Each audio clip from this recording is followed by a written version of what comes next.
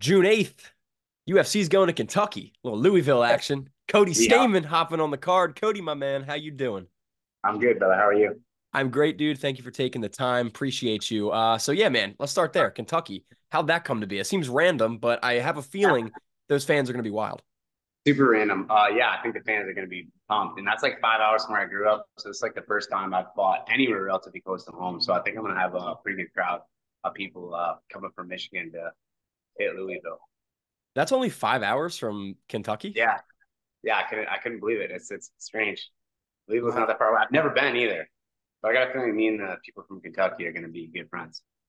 Yeah, man, I feel like you guys will get along pretty well. My Philadelphia ass had no idea they were that close to each other. So you learn Yeah, something new every day. And before I get into the interview, last time we talked, you actually said featherweight future, hopefully. This one's at yeah. bantamweight though. So still the plan, maybe? You know, it's like I want to go to featherweight, not out of necessity. I want to do it. Because it's something that I want to do. I don't want to do it like you know what I mean. And like I guess in a lot of ways, I treat my fighting career like a business. You know, you don't really make moves in business off losses. You know what I mean? I'm coming off a loss, whether I believe it's a loss or not. You know, the facts are that it is, and uh, I just you know I want to string together a couple more at bantamweight, and then we'll see. We'll see. You know, yeah, I just think that there's not as much depth at 45 really in bantamweight. It's just tough. Like, you know, there's no easy fights. You know what I mean? I never even heard this Taylor Lapilus kid. And like I looked him up and I was like, dude, this kid's got some real skills. He's good. Bantamweight's like notoriously one of the best divisions in the UFC, and it just keeps like Yeah. getting better and better. So yeah, man, if you can fight Yeah. up at your own weight a little more in featherweight, as a fan, I'm all on board for that. And then I know you posted a while ago you wanted to get back in there like September or something like that, but by the time you're gonna fight, it will have been over a year. So Yeah. where you been, what you been up to, why the long absence from the cage? Well, I had an injury. I actually tore my bicep. I was supposed to fight in October, tore my bicep, first sparring session of that camp. Brutal. 6 months. I mean, I could have been back in four. I could have probably come back a little bit sooner, but I wanted to make sure my arm was 1000%. Um, so I took a little more time to make sure everything was hitting on all cylinders, and I'm here now. You know, I've been training with some killers. You know, I put my arm in some dangerous positions. So like I know it's 100%. I don't even think about it anymore. You know, I just got done playing pickleball for like 3 hours. So yeah, I'm not sweating it. Let's see it. Let me see it. Come on. Bicep, Bang. back. Dude, I that's a mean, gnarly injury though, man. Sorry that happened. I can't even imagine. yeah, it was just such a weird thing. It's like a punch I've thrown a million times. It just landed funny. And it was just like, and I was like, oh, everyone said it was going to be crazy. I didn't really hurt, but my arm was just stuck in one position. And I was convinced that I was okay. You know what I mean? Like a couple of days later, I'm like, I think I'm all right. You think you should get an MRI? Like my arm is like halfway, it's all deformed and shit. Oh. It was wild. Well, Fun glad to trip. hear you're healthy, man. Very glad to hear you're healthy and coming back. So like, along with this injury, coming off of a loss where the scorecards were very controversial, like what does that do for your motivation? Like how hungry are you right now heading into this one? I don't know that I've been this hungry in a long time. Something about not even so much. Obviously, you know, I wanted to fight right away. I told Sean, I'm like, get me back in there right away. And he was kind of saying, you know, like let's do 45. And I'm like 45, 35, just the first opportunity I want to fight again. And, you know, I have a lot of UFC fights, so there's not like a ton of guys that are just like raising their hand to, you know, compete against me. Cause I think with the experience that I have and the skills that I have, I think I'm a kind of a dangerous guy. And the fact that I don't have back when I had a number next to my name, I felt like I could get a fight in 3 minutes. But now that I don't, that's a different thing. Um, so, you know, for me, injuries have always kind of reset me and made me kind of appreciate the things and the opportunities that have been set in front of me. And I think in a lot of ways, I was not like at a real like happy, appreciative place. I just like treated this like it was a job. I kind of forgot about the opportunity that I worked so hard for. I forgot about what it means to be a UFC fighter. I think I was taking a lot of things for granted, and now I just feel like I'm a lot more grateful just to be at the gym. You know what I mean? something that your whole life revolves around, and you can't do it for 4 months. It gives you a different mindset, a different viewpoint. I'm definitely coming from a place of gratitude, not just like, oh man, I gotta go do the third session today. Like, damn, I don't really want to do, you know what I mean? I'm happy to be there. And I think about, my career in the past. Post injury is normally when I perform at my best, because it's like I just feel like happy that I'm just, in the cage again. I forget which fighter said this, but it was recent. They were talking about the rebirth of the eagle. You see that? Yeah. Yeah. It's what it's like, Yeah. man. You go to the mountain, you lick your wounds, you come back stronger. Yep. Amen. Amen. And I go to the mountain. I literally go train. Yeah, you do. I have a cabin like way up in Utah. It's at 10,000 feet. I'll go up there, like train Rocky style for like a few days, like in the middle of my camp. And everyone's like, where's Cody at that go? He's like just being a hillbilly up in the mountains somewhere, Oh yeah, you living off. just one of your most recent posts is you carrying logs like Commando Arnold Schwarzenegger or Rocky Four. Like, love it, Yeah. man. Like, so does that like blue collar physical labor? I have a little farm out back. I get down and dirty a little bit. So does Oh, that help man. you fight? Like, does that help your like cardio or at least your like conditioning in there? I think you would have to ask the guys I train with. I think that it's not even like I mean, there's nothing that like, it's not like you can come off the farm and like you're naturally just like, oh, I can fight. That's Right. not what it is. But there's a lot of things that I can do that don't really make sense in terms of like power and strength stuff that doesn't really make sense. Like they don't understand like how I could have that much rotational power, how much I could, you know what I mean, how much I can deadlift off the ground at my size. Like it doesn't make sense. Like I get tested by USADA. I feel like every time I go and like hit a PR, I'm like getting tested by USADA again, because everyone's like, is this guy? And this is, like since I was really young, I was throwing hay bales, I was, throwing concrete bags. I've been working hard physical labor my whole life, and it's definitely helped me a lot. You know what I mean? Like the reality is like I could be 80% as sharp as you, but I'm just 150% stronger than you. So you know what I Yeah. mean? I could throw you around a little bit, and it's kind of shown a lot in my fights. I can make mistakes and correct them with athletic ability and strength, and definitely being a hard nosed blue collar kid, doesn't hurt when it comes to being an athlete or a fighter.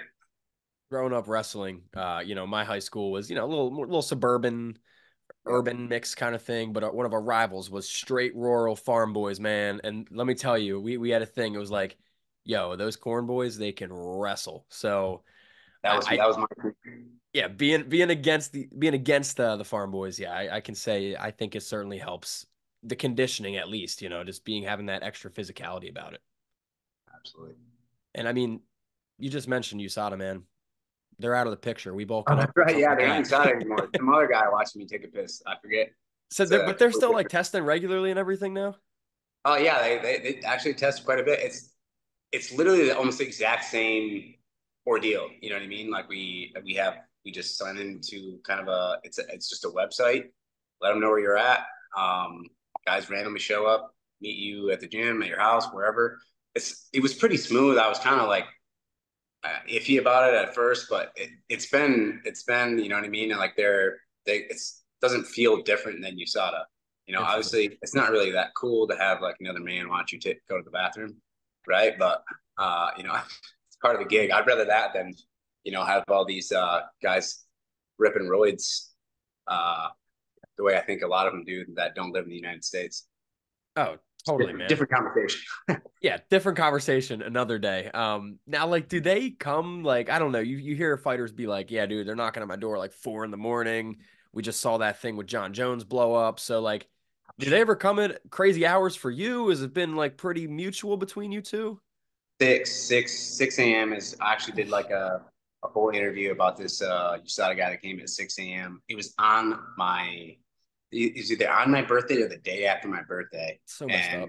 I went out. I like went to bed at like 4 o'clock. I'm like, my dogs are going nuts. Someone's banging. I'm like beating my door down. And so just straight in the nude, I just like walked out with my gun and just yanked the door open. Like, Oh, I what? did see that. I did see that. Yeah. Yeah. I mean, but I think that's the earliest they can come is 6 a.m. But I scared the crap out of this guy. He was like backing up with his hands up. I'm from USADA. I'm from USADA. Oh, And I'm like, Jesus, man. oh, dude, come on in. He's like, will you please put some pants on? I was like, oh, yeah, my bad. Gotta take them off anyways, bro. Yeah, no good. I was like, Oh, I'll just pee butt naked here. it's wild, man. I mean, but you're right though. It is better than guys just openly roiding up and mayhem being unleashed in the cage. And you've been off for a year now. Plenty of time to train, plenty of time to condition yourself, get back to health. Obviously, you're at Xtreme Couture. Tell me about it a little bit. Like, I don't need to hear about the sparring Sean Strickland like everybody asks, but like, who are your main guys? Like, who are you working with there every day? Let's see. Kai Kamaka. Actually, I train with a lot of Bellator guys. A lot of Uh, Hawaiians too. yeah, yeah, I like the Hawaiians. Puni. There's this. So I'm fighting a southpaw, so it's like anyone that's a southpaw right now is like my absolute best friend. But Patchy Mix is a guy that I've trained with quite a bit lately. But we have this crazy group, and like it's kind of a secret thing because we don't want it to be like a. We don't want other people to see like how much talent is in this group. There's like 10 UFC fighters, like 7 Bellator guys, all from like 35, 45, and a couple 55 pounders. But it's this crazy talented group. And we keep taking pictures and like all of our faces are blurred out. So like other people don't come and try to like be a part of this group. But it's cool because it's not based on like how cool are you on social media? What do you like? It's just a bunch of hardened professional athletes that have, been in there with some of the best guys in the world, sharing techniques. And it's just a place where we can actually learn and grow and kind of bounce stuff off each other. Like no egos, kind of an agreement. Like, hey, none of us are fighting each other. At least not right now. You know what I mean? Who knows what happens, but it's solid. Like we have this just crazy, insane, like, talented group that no one really knows about. That's been training together consistently, and yeah, it's pretty amazing. I mean, Vegas in itself is just amazing. There's so many good training partners. You need a certain body type. There's a guy, you know what I mean, and he's good. And it's just that, you know what I mean. It's like, hey, can you give me rounds on Thursday, Tuesday, whatever.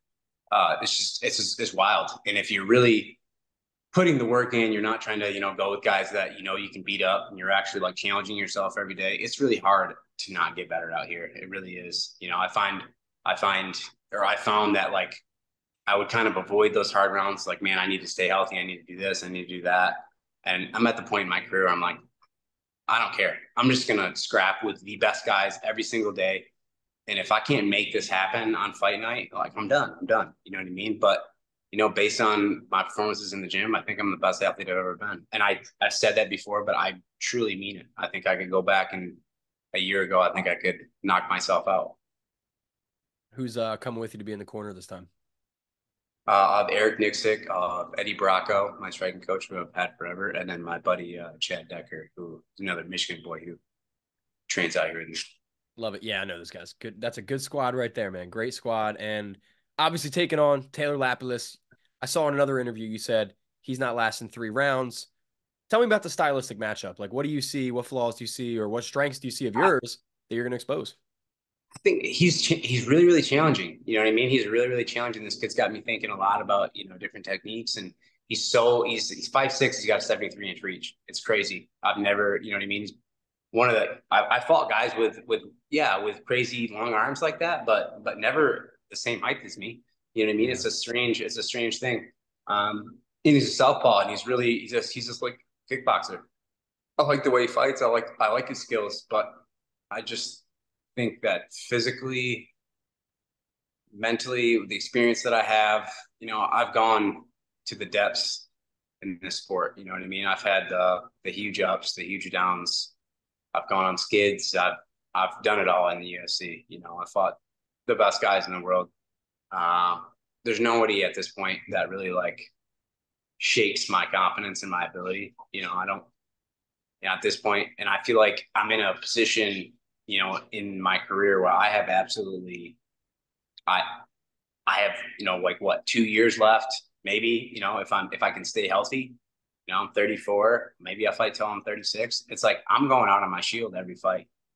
So if this kid really brings his absolute best and he fights like the best fight of his life, I still don't think he can beat me. You know what I mean? I just think there's too many ways that I can beat him.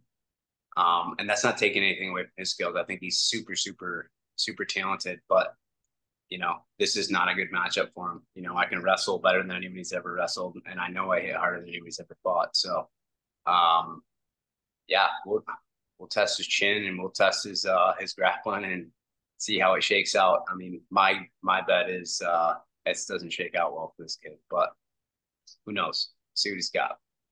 And I mean, even just like, I think your aggression, your strength, your pace, I think it's all bad for him just based on his style. So I think maybe we Yeah. see a lot of that come into He play needs in a this he needs fight. a clean kickboxing match. And I'm just a little, I'm gonna literally just be a little muscle. Just gonna chuck bombs at him and hope that one of them lands and he just goes to sleep and I can, cash an extra $50,000 check and get out of there quick and have a few beers with some boys in Louisville. Does does the bad taste in your mouth from the judges do anything this fight? Like, are you like extra set Yeah, on getting a finish? yeah. I mean, I've watched that fight so many times and like let's be honest, like I made the mistake. You know what I mean? Like I want to point fingers and be like, well, absolutely, the ref shouldn't have stood me up in the first round when I got a takedown. You know what I mean? Like the guy like literally threw my whole game plan out the window. I was gonna grapple early, and then try to knock him out late. Well, guess what? I did knock him out late, and I had an opportunity to finish, and I jumped in the dude's guard. I didn't think he was as hurt as he was. He was playing it off. He was playing possum. So I was like, I'm going to hold on to him, maybe land some elbows. Maybe I finished this round. I thought I had won the round before, and I chose a safe route that ended up costing me a fight. So, yeah, I have a horrible taste in my mouth. You know what I mean? Like every time I watch it, I want to like punch my TV. I'm upset. I'm upset not at anyone else. I'm upset at myself. You know what I mean? Like when you hurt somebody, I got to empty the tank and finish them. Especially because I don't know what the judges are seeing. I don't know what the commentators are saying. So yeah, I don't want to leave it in the hands of another person. You know what I mean? I want my fate to be in my hands, and I think I have all the skills to do that. Totally, man. And after this, with a big win, what's next ideally? Like, do you have a return date in mind? You looking to make up for any lost time? I'll fight Rob Font 2 weeks later. Is that who you want next, Rob Font? I want to fight Rob Font. I was scheduled to fight Rob Font once upon a time. I hurt my shoulder. He was an absolute jerk about it. He didn't have to be. You know what I mean? Like I legit hurt my shoulder. I invested a lot of money into a camp that I did in Colorado. Um, and it was devastating because it was like the first time I had to pull out a fight in my entire fight career. And he was just a really big jerk about it. And I've been thinking about it ever since. And now I'm, seeing that, I think that fight, I think it's a possibility. And if I go out and have the performance that I'm capable of having, I will definitely be ringing his name right after. And I don't have the rankings right in front of me. He's probably what, number 8, 10, something like that, 11 Yeah, in that something. range. That's where I'd like to be. I'd like to be back in there. Once I'm back in the rankings at bantamweight, ideally, I'd like to go fight someone ranked at featherweight and then be ranked in both weight classes and just have some options. You know what I mean? If I really want to be in a good diet and look super ripped, I'll go to 35. But if not, we'll fight at 45. And you heard any news of like UFC coming up to like Detroit, Chicago, anywhere up north, like that neck of the woods? There was a rumor. There was actually a rumor about this card being in Detroit. One of I the heard options. that. Um, and also there's another rumor that they could be coming to Michigan at the end of the year. Or I've also heard that Chicago's definitely on the docket for this year. But this is all hearsay. These things change so fast. My fight when I signed it was in Vegas. It was going to be at the Apex. So I mean, it's hard. It's hard to. I think when the opportunity comes and there's a venue open that in a place that makes sense, I think the UFC jumps on it the way they should. I think we definitely get a lot more out of fighting in front of fans than you would, out of the Apex, and it's just a different energy. It feels like you're getting in a UFC fight. You know what I mean? When you're fighting at the Apex, it doesn't have that same feel. I mean, I'm thankful that I got to do it during COVID, but at this point, I want people cheering and Yeah, booing, man. and I want that energy. You know what I mean? Of It's a totally different vibe. It's yeah, UFC crowds are like undefeated. And Cody, you got time for like 2 more questions? course, yeah. Awesome. Number one, keep with fighting. The next one will be a little bit fun. But last time I talked to you, like I said, was a while ago. I don't even think Sugar Sean was a champion yet. So, and I mean, obviously, featherweight champion has changed since too. So, like, what are your thoughts on all the shakeups of bantamweight and featherweight? Like, they're both new look divisions. Well, I mean, probably last time we talked, you told me that Sugar Sean was going to be the champ. I would have laughed. Um, and now I'm chewing on my words. Like props to Sugar Sean. You know, he did it. He did it. He did it in a spectacular way. You know, his fight with Jan, toss up, who knows? But the reality, yeah. I mean, that's not how I scored it, but Yeah. he's there. He's the champ. He looks good. I think he's good for the weight class. Um, yeah, I mean, I'm happy for the guy. You know, if I ever got an opportunity, obviously to compete against him, I would. But same with Ilya Taporia. Like I love Volkanovski. Volkanovski's like a guy. You know what I mean? He's like a god. I mean, even amongst fighters, like people have so much respect for him because like this guy just does things his way. He's just a cool dude, cool in person too. Like very like exactly the same. You know, he's not putting on a front or a solder. Like he's just that's just who he is. He's just a cool, down to earth dude. And it's hard not to root for a guy like that and then to see him get knocked out and then not to get, you know, an immediate rematch. I hope he does get it. Who knows? But yeah, Ilya Taporia, man, that guy's a stud. He's a stud. And, you know, same to him. You know, obviously, I think everybody wanted both to win, but he went out and did it. And he did it in a spectacular way. He called a shot, made it happen. So props to him. And then you have some good insight here. You think Sugar beats Marab? Ooh, I really like Morale, you know. I don't know. You know, Sugar, it's really, really hard just coming from like a wrestling standpoint, knowing Marab.